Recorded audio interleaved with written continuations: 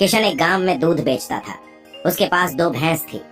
वह सुबह उनका दूध निकालता और पूरे गांव में घूम घूम कर बेचता था, लेकिन हर दिन उसका थोड़ा दूध बच जाता था।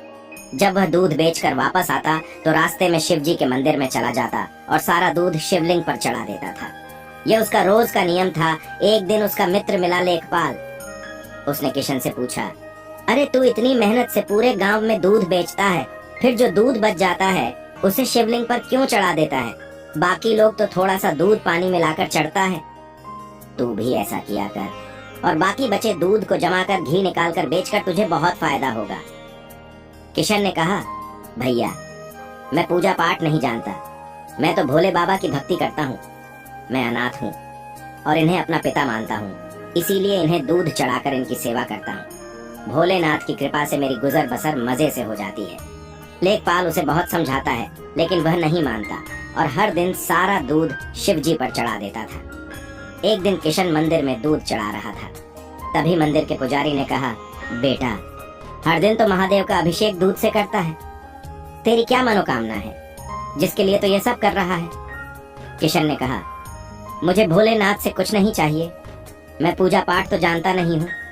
मैंने कुछ लोगों को दूध में पानी मिलाकर चढ़ाते देखा तो मुझे लगा भोलेनाथ पानी मिला दूध पीकर कमजोर न हो जाएं, इसीलिए इन्हें शुद्ध दूध चढ़ा देता हूँ।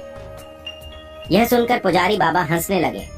वे किशन के भोलेपन और उसकी अनोखी भक्ति से बहुत प्रसन्न थे। एक दिन गांव में बारिश हो रही थी। किशन बारिश के कारण दूध बेचने जा नहीं सका। उसका सारा दूध बच गया। वह सारा दूध लेकर मंदिर पहुंच गया। वहां पुजारी बाबा ने उसे रोका और कहा, बेटा इतना दूध चढ़ाएगा तो सारा दूध पानी की तरह बह जाएगा।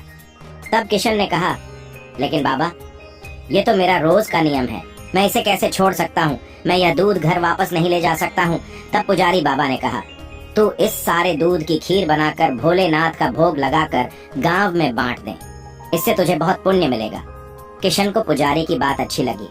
वह गांव से खीर बनाने का सामान ले आया और मंदिर में सारे दूध की खीर बनाई। भगवान का अभिषेक खीर से किया और सारे गांव में खीर बांट दी। उसके बाद से किशन ने एक नियम बनाया। वे हर रोज शिवलिंग पर बचा हुआ दूध चढ़ाता और महीने में एक दिन दूध नहीं बेचता था।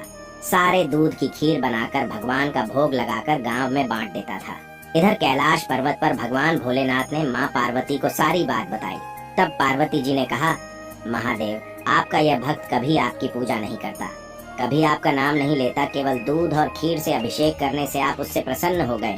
तब महादेव ने कहा, पार्वती उसकी निश्चल भक्ति ने मेरा मन जीत लिया है। इस संसार में कोई मेरी पूजा मेरी भक्ति किसी कामना से करता है, लेकिन यह मेरा भक्त मुझे अपना पिता मानकर अभिषेक करता है। ये मेरी चिंता करता है कि कहीं पानी मिले दूध के अभिषेक से मैं कमजोर न हो जाऊं, इसीलिए ये मेरा अभिषेक शुद्ध दूध से करता है।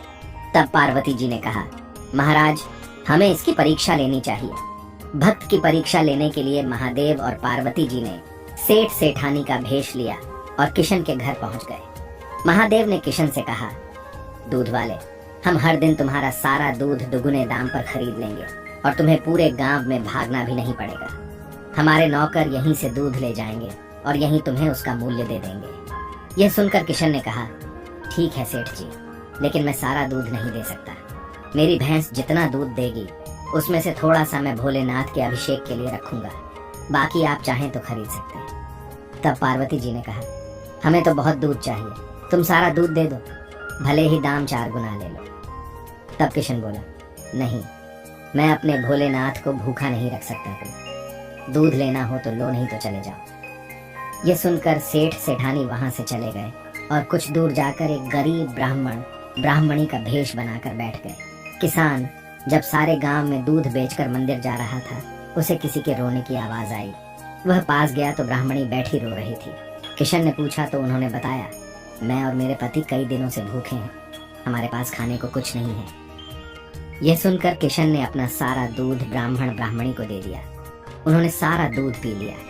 उसके बाद ब्राह्मण ने पूछा, भाई तुम यह दूध कहाँ ले जा रहे थे? तब किशन ने मंदिर में अभिषेक की बात बताई। यह सुनकर ब्राह्मण ने पूछा, तुमने अपना नियम क्यों तोड़ दिया? तब किशन ने कहा, भगवान भोलेनाथ मेरे पिता हैं, आप भी उन्हीं की संतान हैं। एक पिता स्वयं भूखे रह सकते हैं, लेकिन अपनी संतान को भूखा नहीं रख सकते। भगवान शिव का क्रोध न सह लूंगा। तभी भगवान शिव और माँ पार्वती अपने असली रूप में प्रकट हो गए। महादेव को देखकर किशन उनके पैरों में गिर पड़ा। महादेव ने कहा, मैं तुम्हारी सच्ची भक्ति से बहुत प्रसन्न हूँ, मांगो क्या मांगते हो। किशन बोला, बाबा मुझे कुछ नहीं चाहिए, बस अपनी भक्ति मुझे दे दीजिए। भगवान शिव ने उससे कहा, तुम मेरे सच्चे भक्त हो, आज से तुम्हें कोई कष्ट नहीं होगा।